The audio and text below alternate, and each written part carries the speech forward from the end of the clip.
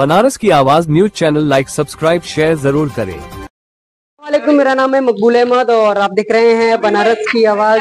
और आज बुनकर दस्तकार मोर्चा की एक बैठक वाराणसी के बाकराबाद में हुई है और जानेंगे कि इस बैठक का क्या उद्देश्य रहा है और इस संगठन का क्या उद्देश्य है और इस संगठन का अगला कदम क्या है। इस बैठक के बाद अगला कदम क्या होगा। यहाँ के सबसे पहले अपना परिचय दे दें कि अच्छा, सबसे पहले आपसे बात कर लेते हैं। सबसे पहले अपना परिचय दें। हमारे चैनल पर आपका बहुत बहुत स्वागत है। महफूज आलम एडवोकेट। आज की बैठक का क्या उद्देश्य रहा है? देखिए, बनारस के खास तौर से बुनकरों के सामने कई मसाइल हैं। रोजी रोटी का सवाल है, शिक्षा दीक्षा का सवाल है, बिजली पानी का सवाल है, महंगाई का सवाल है। गवर्नमेंट और तमाम जो मसाइल का हल का कोई सलूशन नहीं है, जिसको लेकर त्राही त्राही मचा हुआ है। लोग बनारस छोड़ के पलायन कर रहे हैं और अपने जो ये हजारों सालों से ये बुनकारी का जो मेहनत का हुनरबंदी का काम है इसको लेकर लोग चिंतित हैं।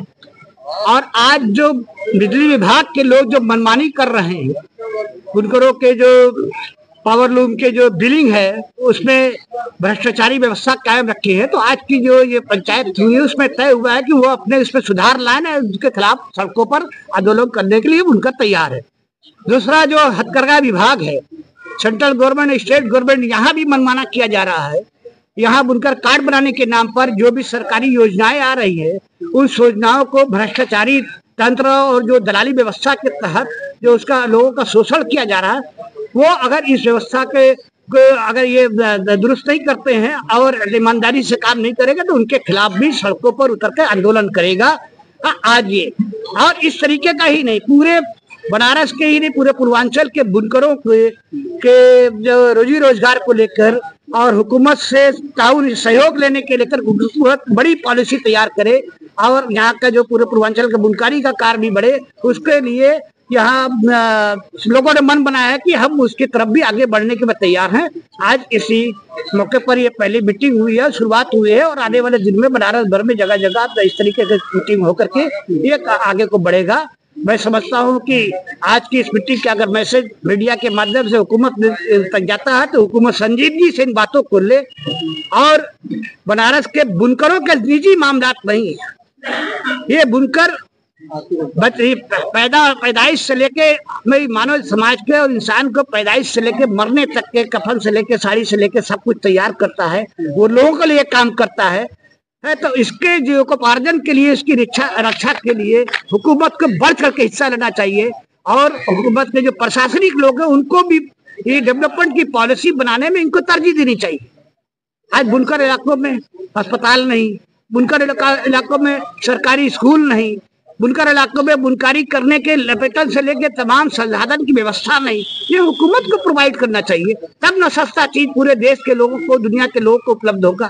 बनारसी साड़ी सस्ती मिलेगी लोगों को तभी जब इस पर सरकार भी विशेष ध्यान देगी।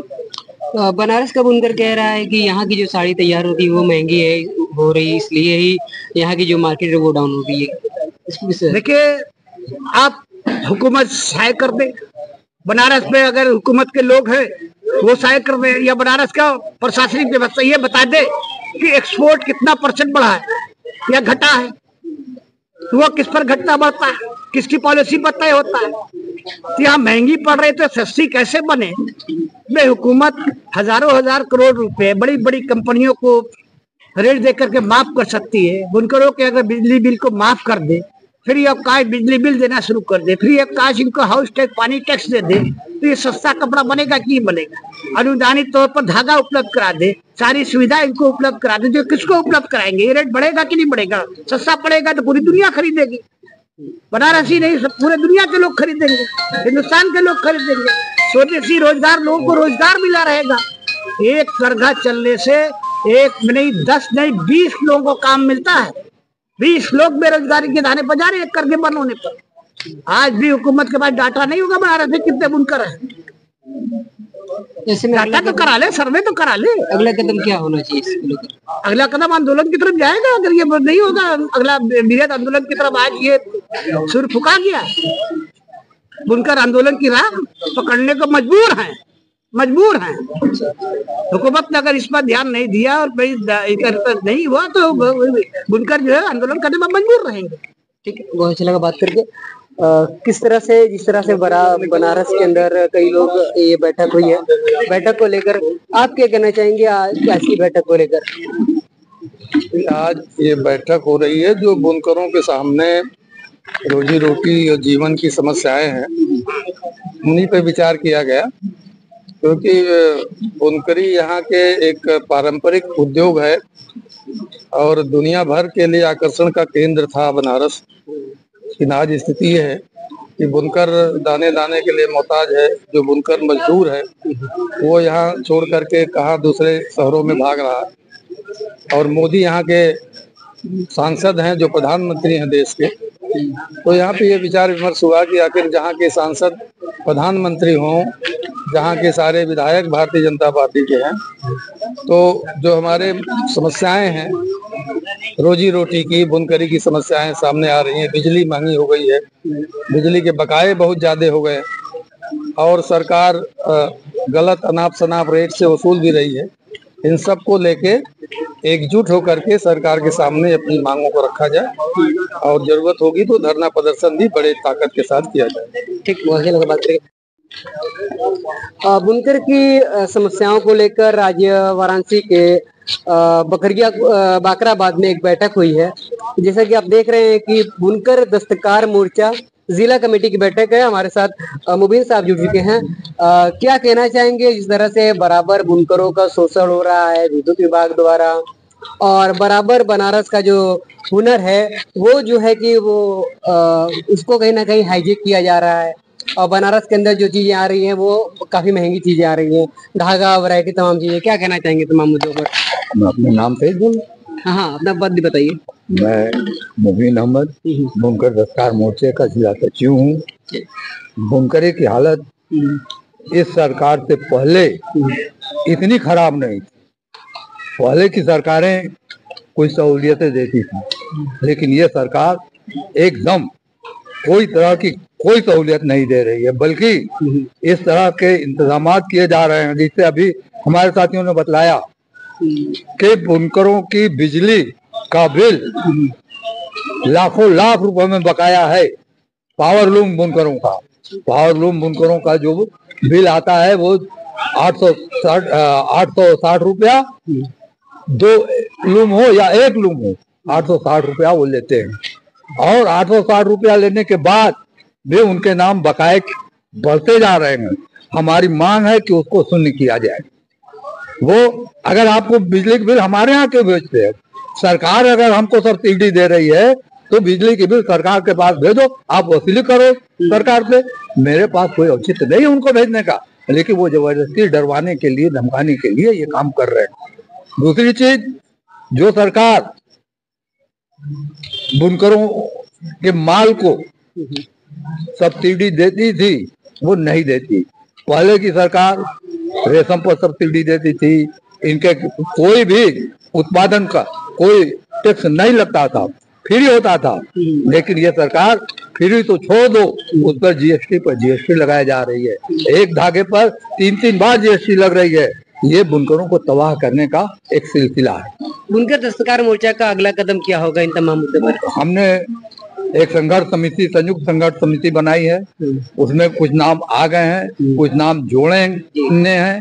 हम अभी 2-4 दिन बाद हम सभी साथी बैठ करके राय करेंगे। लेकिन उसके बीच में एक काम ये जरूरी है कि हम इन विभाग के लोगों से मिल करके अपनी बात कहते रहें। जो संघर्ष समिति तय करेगी उस पर बड़ा आंदोलन खड़ा करने की बात हम करेंगे। मेरे साथी यहाँ मौजूद है, एकरार भाई हैं, ये चाहे तो एक बड़ी मीटिंग अपने यहाँ इस तरह की बुला सकते हैं। इसी तरह हमारे साथियों ने इदरीस साहब हैं, लल्लापुरा में बुला सकते हैं। अलग अलग जगहों पर हमारी स्कीम है कि इसको अलग अलग जगहों पर इस तरह की बैठक करके लोगों को जागृत किया जाए और सरकार को इस बात का संदेश दिया जाए कि बुनकर चुप मार के बैठने वाला नहीं है। बुनकरों की लड़ाई की बदौलत ही बुनकरों की पहचान पत्र बननी, बुनकरों को सस्ते दर पे राशन देने की बात किया गया, मैं तो हंसी आती है जब हम जुलूस निकाल रहे थे, हमारे साथी मौजूद थे, जिस जगह से जुलूस निकाल रहे थे उसी जगह हमको गाली बक्का जा रहा था है। वो अपनी भाषा में कहे तुम उसको बतला दी कि बुरचोदी के का दिवा देंगे, लेकिन जब मिला तब भी मुझको गाली दिया कि बुरचोदी के बड़े हरामी हैं।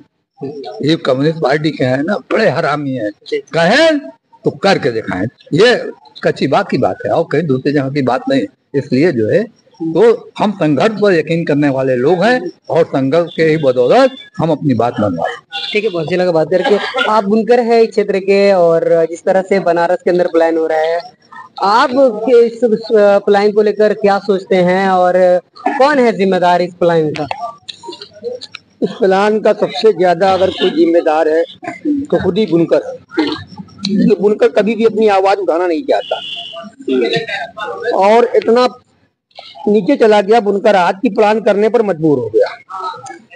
और उसमें सरकार की थोड़ा सी भूमिका ये है कि हमारे ऊपर टैक्स इतना ज्यादा लाद दिया हर चीजों का, ये तो बुनकर के पल्ले काम धंधा नहीं, उसके बाद जो है टैक्स देना और लेना, तो इससे भी जो है बहुत परेशानियां बन गई। जहाँ से बुनकरों को कफन से लेके शादी तक की जो है सुविधा मिलती थी, आज उस डिपार्ट में जाके हम लोग बुनकर प्रमाण पत्र बनवाने के लिए 1500, 2000, 2500, 3000 रुपया देते हैं। हम तो बुनकर कार्ड बनवाते थे फ्री में, आज उसके लिए हम लाइन लगा के 200, 500 रुपया देते हैं। तो ये सब समस्या सरकार से भी पैदा हमारी हुई है और हमारे लोगों से भी पैदा हुई है। खुद हम भी उसके जिम्मेदार हैं कि हम कभी भी निकले नहीं अपने हक के लिए कहीं। जिस तरह से आपके क्षेत्र में बुनकर दस्तकार मोर्चा की बैठक हुई और अगला कदम जो है तमाम मुद्दों पर संघर्ष करने का है, तो आप क्या सोचते हैं, आपका किस तरह समर्थन है क्या? देखिए भाई, समाज के लिए एक अच्छा काम है और जो है बुनकरों के लिए और भी मजदूर टाइप के जो भी लोग हैं जो उनके हक की लड़ाई का काम है, कि इसके लिए हम लोग उनके साथ कंधा से कंधा मिला के खड़े हैं और जब भी जरूरत पड़ेगी हम उनके साथ खड़े रहेंगे और आगे भी उनका सपोर्ट करते हैं और करते रहेंगे। ठीक है, बहुत अच्छा लगा बात करके। हमारे साथ मतीन साहब भी जुड़ चुके हैं। मतीन साहब, इस तरह से कि आज इतनी बड़ी बैठक आपने की और अगला कदम जो है कहीं ना कहीं जो जनहित के मुद्दे हैं उस पर चर्चा करने का है, तो क्या लगता है एक नया संगठन बनाने की जरूरत है बुनकर मजदूर की, संयुक्त संगठन के साथ ही इस पर चर्चा किया जाना बेहतर है? हाँ, आज की जो मीटिंग हुई, पंचायत हुई है, इसमें भी सब समस्याओं को सारे वक्ताओं ने रखा है, जो भी दिक्कत है, परेशानी है, और आगे के काम के तौर पे लोगों की राय आई है कि एक संयुक्त संगठन बना करके इसको और जो है जगह जगह मोहल्ले वाइज इस तरह की मीटिंगें की जाए और इस तरह से जो है बड़े आंदोलन की तैयारी किया जाए, यही इसमें तय हुआ है। और ये जो एडीआई जो शुल्क ले रहा है, जो सुनने में आ रहा है वो सही है, गलत नहीं है। इस तरह के जो भ्रष्टाचार है, अगर प्रमाण पत्र ही बनाना है तो हर मोहल्ले में एडीआई को ये चाहिए कि हर मोहल्ले में कैंप बना करके और निःशुल्क कैंप द्वारा निःशुल्क प्रमाण पत्र बनाने का काम करे। बुनकर पहचान पत्र बनाने के लिए हम लोगों ने दबाव बनाया था बनारस की जनता के बल पे, तो उसको गांव में भी जाना पड़ा पहचान पत्र बनाने के लिए। तो अगर ये गाइडलाइन आई है सरकार की कि प्रमाण पत्र चाहिए, तो उसके लिए भी उस संबंधित जो विभाग है उसके अधिकारी हैं वो बुनकरों के क्षेत्र में जाकर के उनका बाकायदा प्रमाण पत्र निःशुल्क बनावे, ना कि कोई साइबर वालों को सौंप दे।